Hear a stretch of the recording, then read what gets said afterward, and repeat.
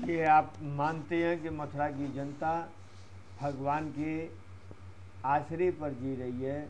नहीं तो इसको मरने में तो बहुत पहले ही से इसकी संख्या में बढ़ोतरी होनी चाहिए थी।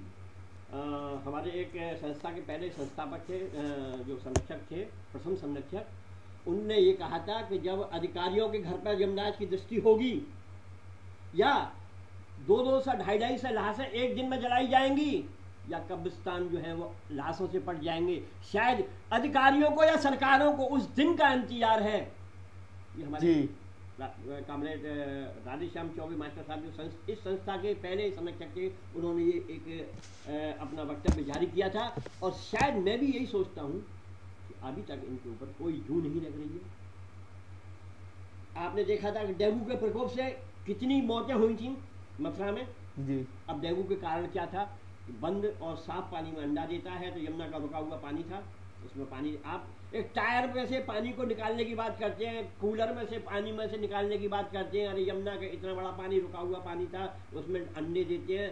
मेरे पास में वो फोटोग्राफ्स हैं जिसमें अरबों संख्या में डेंगू के मच्छर लाइटों के ऊपर मड़रा रहे हैं, और उसके बाद में भी प्रशासन कुछ भी करने को तैयार नहीं है, सुनने को तैयार नहीं है, किसी पत्र का जवाब देने को तैयार नहीं है। मैंने आरटीआई का जो ढिढोरा बहुत पीटा जा रहा है आज की तारीख में, आरटीआई, मैंने भी आरटीआई में एक प्रश्न पूछा था 26 अक्टूबर 2006 से मेरा प्रश्न आज की तारीख में अनुत्तरित है।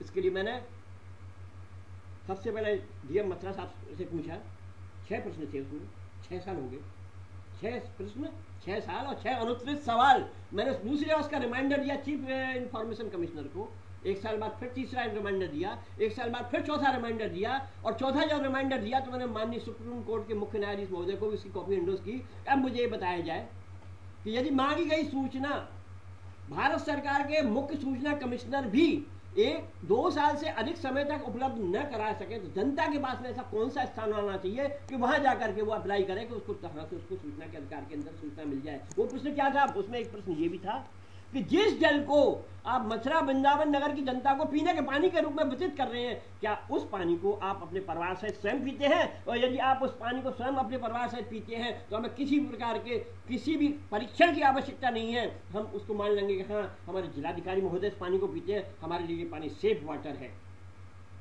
आपके लिए पानी पीने का दूसरा पानी और जनता के लिए, आम आदमी के लिए पीने का पानी दूसरा, ये मानवता के लिए 2 तरह के पैमाने नहीं हो सकते हैं। और यही कारण है कि 6 साल से इस बात को दबाए पड़े हुए हैं, करोड़ों रुपया इनके पास में उस पानी में बर्बाद करने के लिए, जैसे साइकिल की चैन होती है, उस पानी को बार बार रिसाइकिल करके और केमिकल मिला करके, रिसाइकिल करके केमिकल मिला करके और उसको हमको वितरित करने के लिए ये लोग तैयार हैं। लेकिन ये सुनने को ये तैयार नहीं है बहरा प्रशासन कि कम से कम हम शुद्ध पानी लोगों को कैसे दें।